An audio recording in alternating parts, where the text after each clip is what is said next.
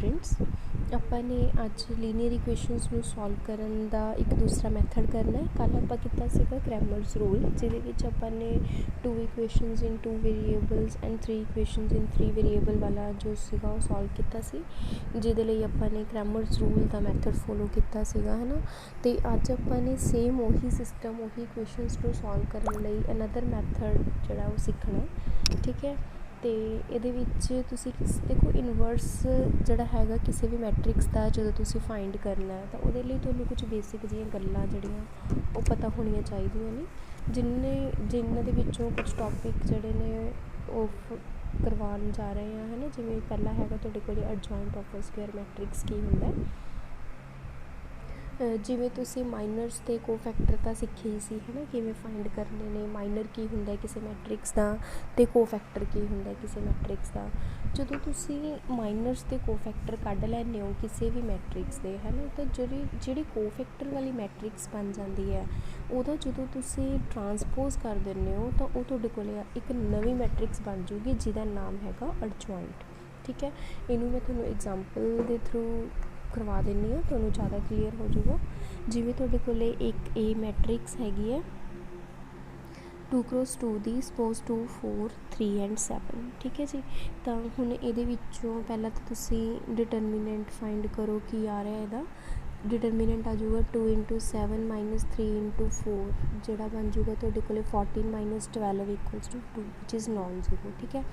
ਤਾਂ ਕਿਸੇ ਵੀ ਮੈਟਰਿਕਸ ਦਾ ਜਦੋਂ ਤੁਸੀਂ ਐਡਜੁਆਇੰਟ ਕੱਢਣਾ ਤਾਂ ਉਹਦੇ ਲਈ ਪਹਿਲਾਂ ਤੁਸੀਂ ਇਹਦੇ ਕੋਫੈਕਟਰਸ ਕੱਢੋ ਹਰ ਇੱਕ ਐਲੀਮੈਂਟ ਦੇ। ਜਿਵੇਂ ਤੁਸੀਂ ਇਹਦੇ ਵਿੱਚੋਂ ਕੋਫੈਕਟਰ ਕੱਢਿਆ ਪਹਿਲਾਂ 2 ਦਾ, ਹੈ ਨਾ, ਮੀਨਸ A11 ਐਂਟਰੀ ਦਾ। ਤਾਂ A11 ਦਾ ਜੋ ਕੋਫੈਕਟਰ ਹੈ ਉਹ ਤੁਹਾਡੇ ਕੋਲ ਕੀ ਆਊਗਾ -1 × 1 + 1 × 7, ਕਿਉਂਕਿ 2 ਦੇ ਕਰਸਪੋਂਡਿੰਗ ਤੁਸੀਂ ਰੋ ਅਤੇ ਕੋਲਮ ਛੱਡ ਦੋਗੇ ਤਾਂ ਸਿਰਫ 7 ਬਚੂਗਾ। ਤਾਂ ਇੱਥੇ ਤੁਹਾਡੇ ਕੋਲ ਆ ਜਾਊਗਾ 7, ਠੀਕ ਹੈ ਜੀ।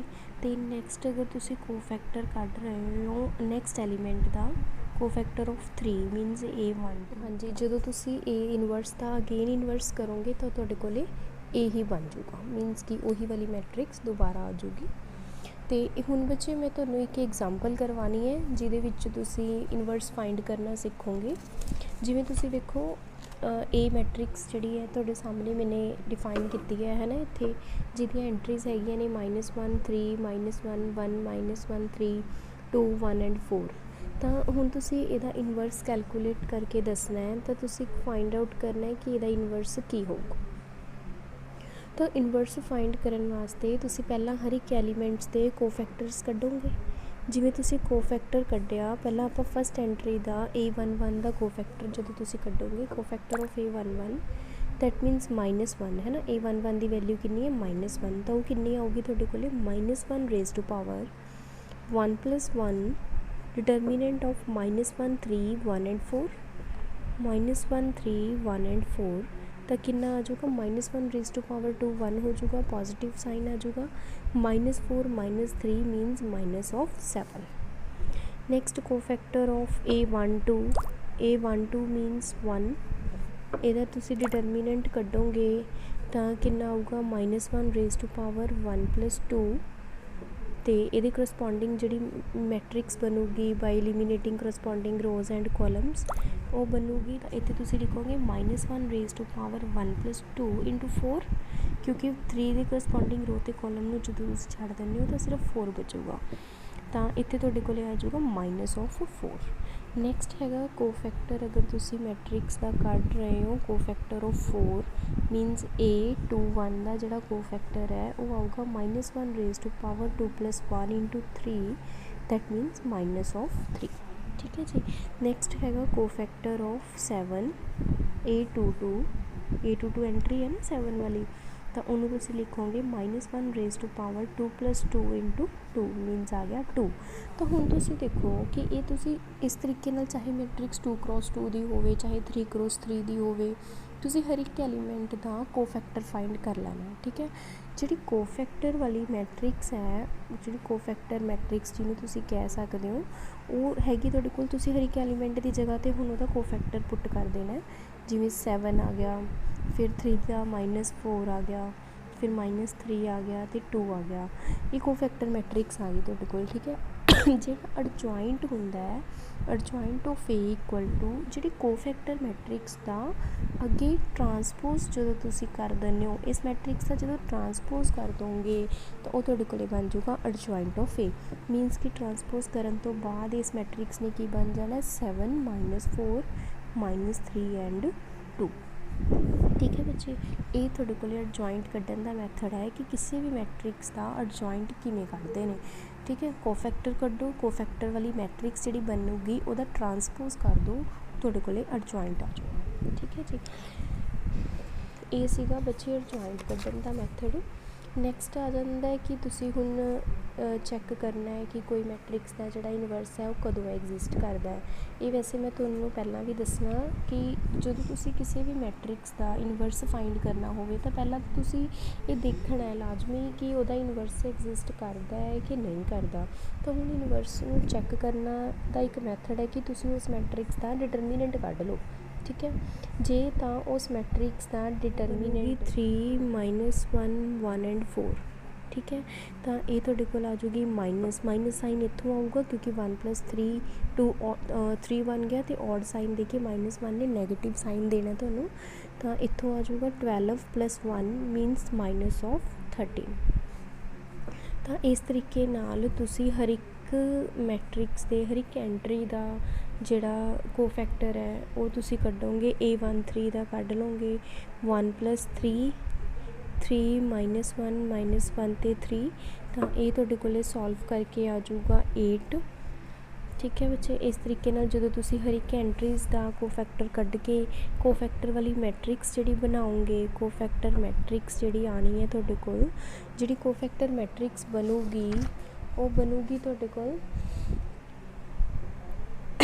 -7 2 3 -13 -2 7 8 2 ਐਂਡ -2। ਠੀਕ ਹੈ, ਤਾਂ ਹੁਣ ਜਦੋਂ ਤੁਸੀਂ ਅਡਜੁਆਇੰਟ ਕੱਢੋਗੇ, ਅਡਜੁਆਇੰਟ ਆਫ ਏ ਕਿੰਨਾ ਆ ਜਾਊਗਾ ਇਸ ਮੈਟ੍ਰਿਕਸ ਦਾ ਟਰਾਂਸਪੋਜ਼। ਮੀਨਸ ਕਿ ਜਦੋਂ ਤੁਸੀਂ ਇਹਦਾ ਟਰਾਂਸਪੋਜ਼ ਕਰੋਗੇ ਤਾਂ -13 8 2 -2 2 3 7 -2। ਠੀਕ ਹੈ, ਮੀਨਸ ਰੋਜ਼ ਹੀ ਜਿਹੜੇ ਉਹ ਕਾਲਮ ਬਣ ਜਾਣਗੇ ਅਤੇ ਕਾਲਮ ਜਿਹੜੀਆਂ ਉਹ ਰੋਜ਼ ਬਣ ਜਾਣਗੀਆਂ। ਤਾਂ ਇਸ ਤਰੀਕੇ ਨਾਲ ਤੁਸੀਂ ਆਪਣੀ ਮੈਟ੍ਰਿਕਸ 0 ਆ ਗਿਆ ਤਾਂ ਉਸਦਾ ਇਨਵਰਸ ਆਪਾਂ ਨਹੀਂ ਕੱਢ ਸਕਦੇ, ਉਹਦਾ ਇਨਵਰਸ ਐਗਜ਼ਿਸਟ ਨਹੀਂ ਕਰੂਗਾ।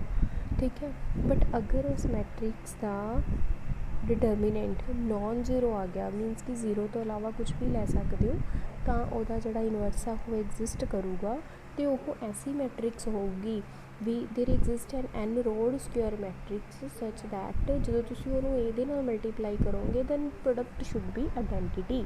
ਮੀਨਸ ਏ ਬੀ ਜਿਹੜਾ ਹੈਗਾ ਉਹ ਆਈਡੈਂਟਿਟੀ ਬਣਨਾ ਚਾਹੀਦਾ, ਤਾਂ ਬੀ ਤੁਸੀਂ ਕੀ ਕਹਿ ਸਕਦੇ ਹੋ, ਏ ਦਾ ਇਨਵਰਸ।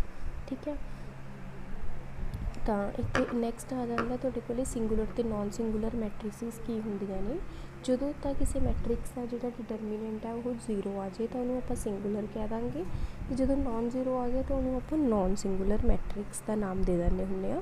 ਅੱਛਾ, ਇਨਵਰਟੀਬਲ ਮਤਲਬ ਇਨਵਰਸ ਐਗਜ਼ਿਸਟ ਕਦੋਂ ਕਰੂਗਾ, ਜਦੋਂ ਤੁਹਾਡੇ ਕੋਲ ਮੈਟ੍ਰਿਕਸ ਨੋਨ ਸਿੰਗੂਲਰ ਹੋਵੇ।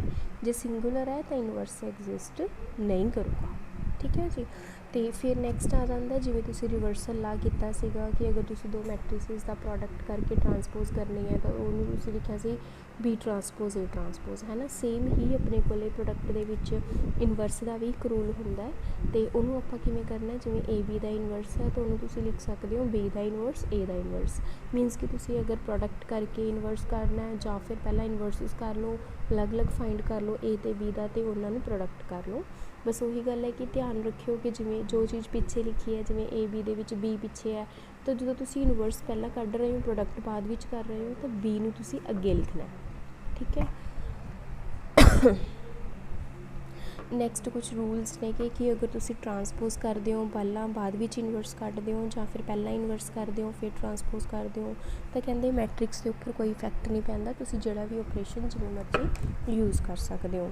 ਠੀਕ ਹੈ, ਅਤੇ ਕੋਈ ਵੀ ਪਾਵਰ ਤੁਸੀਂ ਮੈਟ੍ਰਿਕਸ ਦੀ ਲੈ ਲਓ, ਚਾਹੇ ਉਹਦਾ ਇਨਵਰਸ ਕੱਢ ਲਓ ਜਾਂ ਪਹਿਲਾਂ ਇਨਵਰਸ ਕੱਢ ਕੇ ਫਿਰ ਉਹਦੀ ਪਾਵਰ ਕੰਸੀਡਰ ਕਰ ਲਓ, ਦੈਨ ਸੇਮ ਹੈ ਨਾ। ਮੈਟ੍ਰਿਸਿਸ ਦੇ ਵਿੱਚ ਕੋਈ ਕੈਲਕੂਲੇਸ਼ਨ ਦੇ ਵਿੱਚ ਕੋਈ ਫਰਕ ਨਹੀਂ ਪਊਗਾ ਆਨਸਰ ਦੇ ਵਿੱਚ। ਅਤੇ ਅਗੇਨ ਮੈਟ੍ਰਿਕਸ ਦਾ ਇਨਵਰਸ ਕੱਢ ਕੇ ਜਿਹੜੇ ਜਦੋਂ ਉਸ ਇਨਵਰਸ ਵਾਲੀ ਮੈਟ੍ਰਿਕਸ ਦਾ ਤੁਸੀਂ ਅਗੇਨ ਮੈਟ੍ਰਿਕਸ ਦਾ ਇਨਵਰਸ ਐਡਜੁਆਇੰਟ ਕੱਢ ਸਕਦੇ ਹੋ। ਅੱਛਾ, ਐਡਜੁਆਇੰਟ ਤੋਂ ਬਾਅਦ ਹੁਣ ਤੁਸੀਂ ਇਨਵਰਸ ਕੱਢਣਾ। ਇਨਵਰਸ ਲਈ ਤੁਸੀਂ ਕੀ ਕਰਨਾ ਹੋਊਗਾ ਕਿ ਜਿਹੜੀ ਵੀ ਐਡਜੁਆਇੰਟ ਵਾਲੀ ਮੈਟ੍ਰਿਕਸ ਆਈ ਸੀ ਉਹਨੂੰ ਤੁਸੀਂ ਡਿਵਾਈਡ ਕਰਨਾ ਡਿਟਰਮੀਨੈਂਟ ਆਫ ਏ ਦੇ ਨਾਲ। ਤਾਂ ਹੁਣ ਤੁਹਾਨੂੰ ਡਿਟਰਮੀਨੈਂਟ ਆਫ ਏ ਕੱਢਣਾ ਪਊਗਾ, ਮੀਨਸ ਕਿ ਇਸ ਮੈਟ੍ਰਿਕਸ ਦਾ ਡਿਟਰਮੀਨੈਂਟ ਫਾਈਂਡ ਆਊਟ ਕਰਕੇ। ਡਿਟਰਮੀਨੈਂਟ ਜਦੋਂ ਤੁਸੀਂ ਇਸ ਮੈਟ੍ਰਿਕਸ ਦਾ ਫਾਈਂਡ ਕਰੋਗੇ ਉਹ ਤੁਹਾਨੂੰ ਵੈਲਿਊ ਦਊਗਾ 10। ਠੀਕ ਹੈ, ਇਸ ਮੈਟ੍ਰਿਕਸ ਦਾ ਡਿਟਰਮੀਨੈਂਟ ਆ ਰਿਹਾ ਤੁਹਾਡੇ ਕੋਲ 10। ਇਹਨੂੰ ਬਾਈ ਐਕਸਪੈਂਡਿੰਗ ਤੁਸੀਂ ਸੋਲਵ ਕਰ ਸਕਦੇ ਹੋ। ਤਾਂ ਹੁਣ ਤੁਸੀਂ ਹਰ ਇੱਕ ਐਂਟਰੀ ਜਿਹੜੀਆਂ ਇਹਦੀਆਂ ਸਾਰੀਆਂ ਐਂਟਰੀਜ਼ ਨੇ ਉਹਨੂੰ ਤੁਸੀਂ 10 ਦੇ ਨਾਲ ਡਿਵਾਈਡ ਕਰਕੇ ਆਪਣਾ ਇਨਵਰਸ ਜਿਹੜਾ ਹੈਗਾ ਉਹ ਲਿਖ ਸਕਦੇ ਹੋ। 2 -2 2 3 7 ਐਂਡ -2। ਇਹਨੂੰ ਭਾਵੇਂ ਦੀ ਤੁਸੀਂ 10 ਨੂੰ ਬਾਹਰ ਵੀ ਰੱਖ ਸਕਦੇ ਹੋ। ਜੇ ਤੁਸੀਂ ਅੰਦਰ ਡਿਵਾਈਡ ਕਰਕੇ ਦਿਖਾਉਣਾ ਤਾਂ ਹਰ ਇੱਕ ਐਂਟਰੀ ਦੇ ਨੀਚੇ 10 10 10 ਲਿਖ ਕੇ ਤੁਸੀਂ ਆਨਸਰ ਦੇ ਸਕਦੇ ਹੋ। ਇਹ ਸੀ ਬੱਚੇ ਮੈਟ੍ਰਿਕਸ ਦਾ ਇਨਵਰਸ ਕੱਢਣ ਦਾ ਮੈਥਡ, ਜਿਹਦੇ ਵਿੱਚ ਤੁਹਾਨੂੰ ਪਹਿਲਾਂ ਐਡਜੁਆਇੰਟ ਕੱਢਣਾ ਪਊਗਾ। ਐਡਜੁਆਇੰਟ ਤੋਂ ਬਾਅਦ ਤੁਸੀਂ ਉਹਨੂੰ ਡਿਟਰਮੀਨੈਂਟ ਦੇ ਨਾਲ ਡਿਵਾਈਡ ਕਰਕੇ ਉਸ ਤੋਂ ਬਾਅਦ ਉਹਦਾ ਇਨਵਰਸ ਜਿਹੜਾ ਉਹ ਫਾਈਂਡ ਕਰ ਸਕਦੇ ਹੋ। ਠੀਕ ਹੈ ਜੀ। ਅਤੇ ਇਹਦੇ ਵਿੱਚੋਂ ਅੱਜ ਦੇ ਲਈ ਸਿਰਫ ਇੰਨਾ ਕੀ ਹੋਊਗਾ। ਅਤੇ ਇਹਦੇ ਵਿੱਚੋਂ ਜੇ ਕੋਈ ਡਾਊਟ ਹੁੰਦਾ, ਕੋਈ ਸਟੈਪ ਨਹੀਂ ਕਲੀਅਰ ਹੁੰਦਾ ਤਾਂ ਬੱਚੇ ਤੁਸੀਂ ਕਲੀਅਰ ਕਰ ਲਿਓ। ਜਿਹੜੀਆਂ ਨਾਲ ਦੀਆਂ ਰਿਲੇਟਿਡ ਐਗਜ਼ਾਮਪਲਸ ਨੇ ਉਹਨਾਂ ਨੂੰ ਇੱਕ ਵਾਰੀ ਨਜ਼ਰ ਮਾਰ ਲਿਓ। ਕੋਈ ਨਹੀਂ ਸਮਝ ਆਉਂਦੀ ਉਹਨੂੰ ਆਪਾਂ ਡਿਸਕਸ ਕਰ ਲਵਾਂਗੇ। ਓਕੇ।